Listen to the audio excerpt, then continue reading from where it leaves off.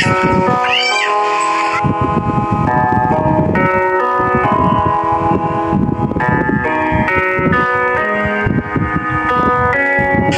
yun po ata si Beyonce. Ayun po mga kalinga po. Lapitan po natin. Ganda dito, ano? Ayun na po. Ito rin yung ano, diba? Sila Kuya Robin, no? Kumusta?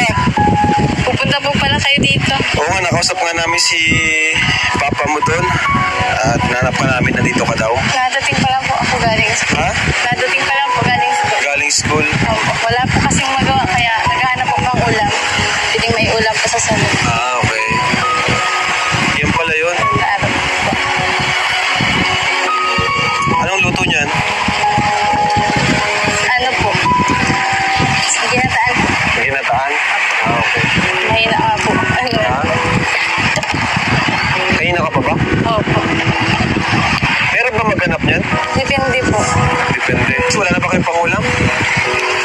Ano po? Meron pa naman po yung binigay niyo po. Kaso, para maiba naman po. Na-miss mo? Opo. Tara po doon. Mamaya na po ako mahanap ng pangulam. Oh, sige, tara. Nagmerienda na po kayo kaya. Oo na. Busog po. Low tide yung tubig, ano? Mababa, ano, yung tubig. Opo. Tapos mamaya, mataas yan dito. Opo. Pag pataib na po. Pataib na nga po. Unti pa lang. Yung bang di pa kayo natutulungan, talagang yan ang palagi yung ulam. Opo. Grabe. Na ano po kami dyan. Ha? Doon po sa ano po yan. Hanggang saan? Hanggang dun? Opo. Doon po. Sa Baybayan po. Nakapunta kayo dun? Opo. Iba naman po yun dito. Ha? Iba po yun. Ang alin? Yung kinuha po namin doon. Ah, iba naman yun. Ano naman yun? Kulwaw po ang tawag doon. Ha? Kulwaw po. Yung ano po.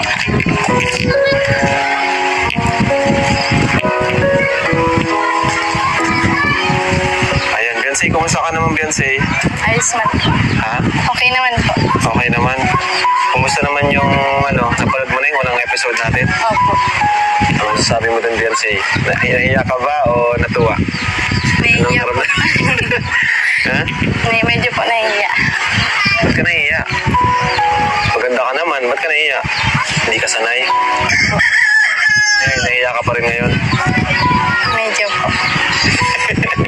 Thank you po sa inyo, Kuya Rob, sa pagtulong niyo po sa amin.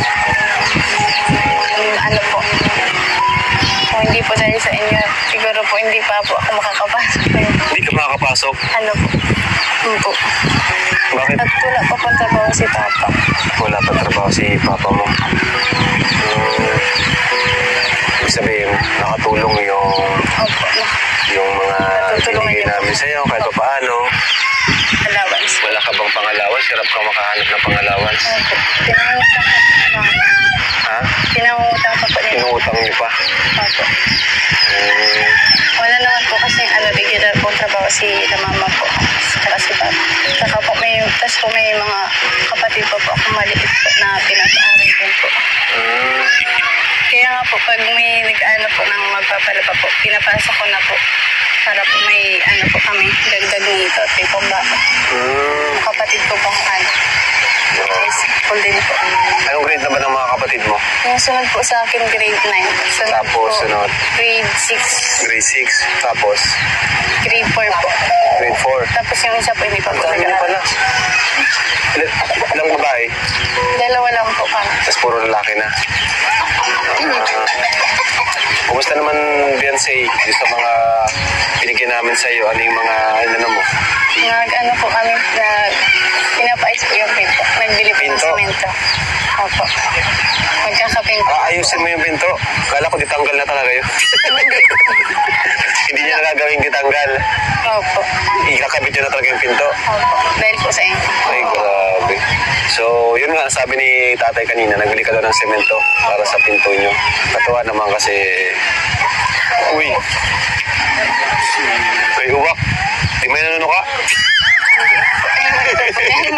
Ha? Ha? Makatukoyin tayo niyan. Nakakatawa naman kasi kagaya din ng ibang beneficiaries namin, mga Kalingap Angels. Same ka rin nila na inuuna yung pangangailangan kaysa sa personal na na gusto. Kumbaga inuuna yung mga needs kaysa sa wants. Ano nang nararamdaman mo ngayon, Beyonce, magmula nang may tumutulong na sa inyo?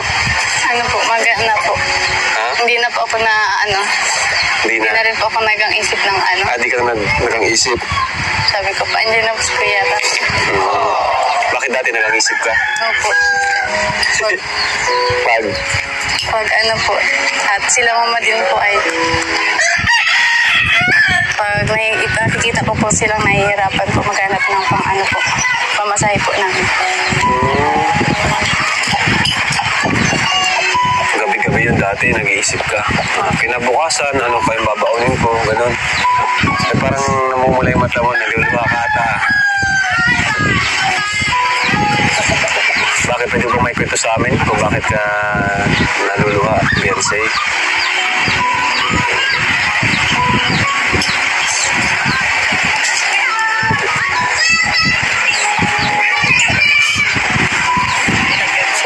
Simula po kasi bata po. Ako po lagi yung inuutosan po na mangutang po natin na. Ikaw inutusan mangutang. Simula bata ka pa. Opo. Tapos ngayon po, nandiyan na po kayo. Hindi na po ako na Hindi ka nakutang. Opo. Sabihin hanggang ngayon, nakutang ka pa rin. Dati po. Simula bata, hanggang pagdalaga mo, nangutang ka pa rin. Opo. Inutusan ka. Inuutosan pag walang-wala po talaga kami. Ha? Pag walang-wala talaga. Ngayon, siguro matagal na kayo din ang utang. Matagal-tagal na rin. At kaya rin kayo pumunta din dito kasi may good news kami sa inyo. So, tawagin mo si Papa at Mama mo. Sasabihin namin good news. Oy, grabe na yan. Kape po ulit tayo kinabi. Matimpla po. Dr. Lab, may good news tayo sa kanila. Alam mo na yun, di ba? Sabihin natin, mamaya. Meron din po tayo. Grabe, oh. Thank you. Pero, sino mga kape? Hindi naman lahat ng kape yan eh. Bigyan mo lang yung mga nagkakape lang. Sino pong makape? Sino daw mga kape? Nagkakape. Yan. Grabe, dati di kayo nagkakape. Nung nagyayay si Beyonce, bigla kayo napakape. Ano yan? Sino binungan? Pera. Binili mo ito, Beyonce? Saan galing yun? Binigay namin? Nagbili ka niyan? Wow. Alapakan niyo po si Beyonce. Well, proud na proud si Dr. Lab. Proud na proud. Proud. Grabe din ako nagbili, oh. Thermos na heater. Magaling umawak ng pera. Nakaraan sapatos, kailangan niya ng sapatos. Hindi ko pala binibili ng sapatos to eh. Pambihira lang. Wala pala ko sponsor po eh. Hindi ka na ako, wala palang sapatos. Wala ako. Uniform na lang na kayo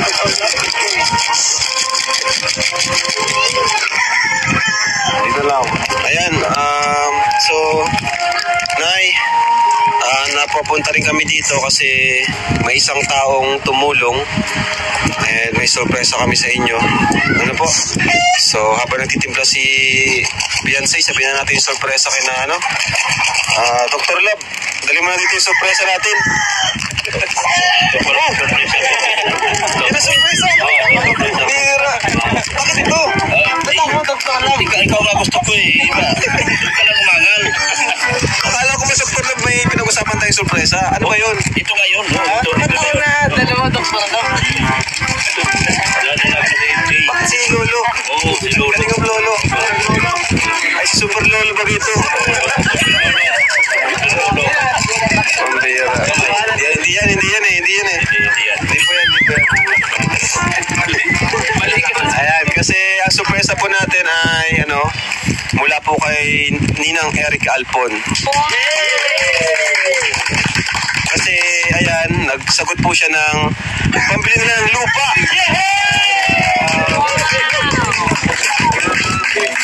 Ayan na, may sumugot po ng pambili ng lupa si Ninang Erica Alfonso. Pag may nahanap po kayong bakante, sabihin niyo po sa akin ha. Thank you po. Maraming salamat po. Maraming salamat po kay Erica Alfonso po sa maraming salamat po talaga. Makakaalis na po kami dito sa Kalbaryo ng Dagat. Talaga po, maraming salamat po. Thank you po. Maraming salamat po talaga. Matagal na po namin talaga gusto umalis dito sa tabing dagat kasi natatakot po kami lalo na pag malakas ang alon. Maraming salamat po. Tatay po, naging emotional na si tatay. Maraming salamat po kay Ma'am Erica Alfonso. Erica Alfonso. At kasi napapagod na dito kayo kaalis dito pag may masamang panahon. Kasi hindi po pwede dito mag-i-stay kasi yung dagat po na dito sa bahay namin. Minsan po dito na yung sa bahay namin. Kaya maraming salamat po. At na andin po ang tulungan kami. Thank you po kaninang Erica Alfonso. Dinonate niyo po na pambili po nila ng lupa kung may mahanap po sila dito. Pero syempre yung donation na po yun, yung kumbaga yung lupang abot kaya lang natin. Hindi naman yung lupa na yung presyong daet. Hindi po. Yung presyong lang po, dito lang pang bundok. Diba tayo hanap po kayo kung may makita po kayo na mapagbibilan po natin ng ganong lupa. Yung lote lang ba para kasi kami pag may lote na madali na lang yung pabahay susunod na lang po yun. Makakapaghintay na yung pabahay, pero pag wala pong lote, natatagalan po yung pabahay natin. Po Nay, Atay. Kaya thank you po Ninang Erica Alfonso. Maraming salamat po. Si Nanay, tuwan-tuwa si Nanay. Ano naramdaman nyo ngayon, Nay?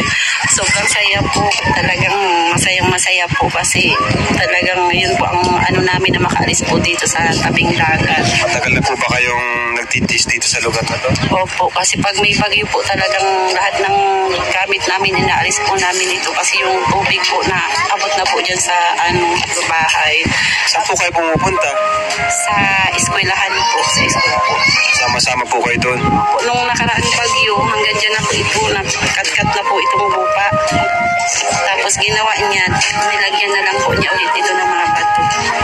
Pagkamukha niyo po, marami nagsasabi kayo daw magkamukha. Kapi kayo, kapi. Dahil si Lolo, Lolo! Pambira to si Dr. Love. Salamat, Nancy. Salamat.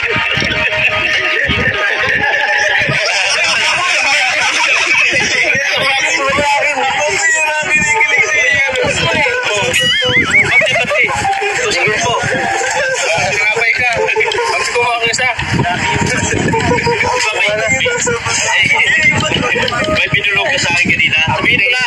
Anong gusto sabihin ko? Di ba nagpulog ka?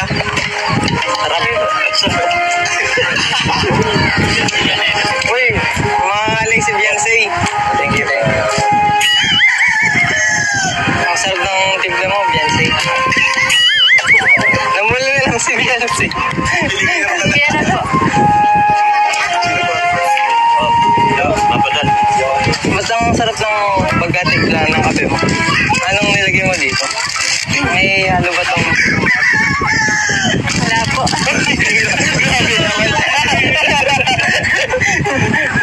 Ako nga pala si Lolo. Mark Joseph Lolo. Lolo lang tawag sa akin pero bata pa ako.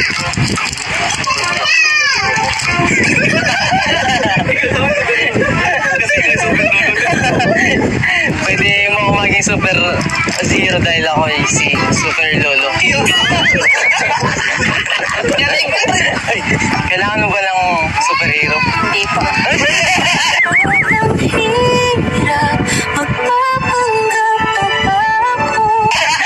Grabe naman.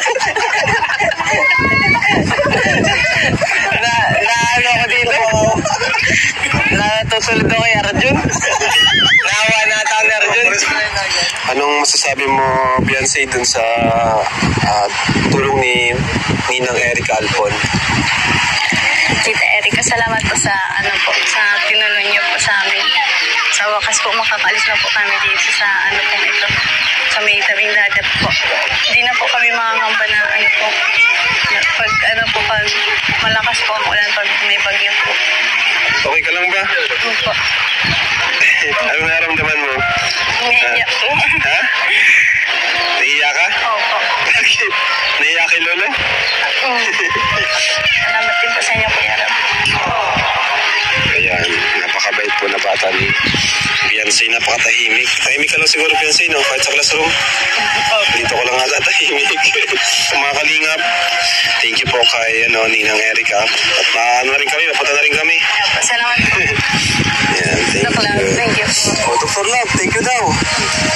Oh, di ka nakakalimutan. Hindi ko po talaga makakalimutan. Salamat ng marami po. Salamat, thank you so much. Salamat ng marami po. Hindi mo ako nakakalimutan. Yun naman po talaga, Kalinga Prab, ang trabaho namin. Kaming mga staff mo na maghanap ng mga karapat-dapat na tulungan hanggat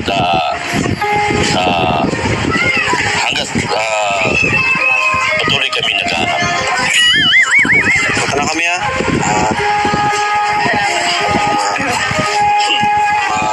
Mapunta na rin kami, Beyonce. Thank you sa pakape. Thank you so much.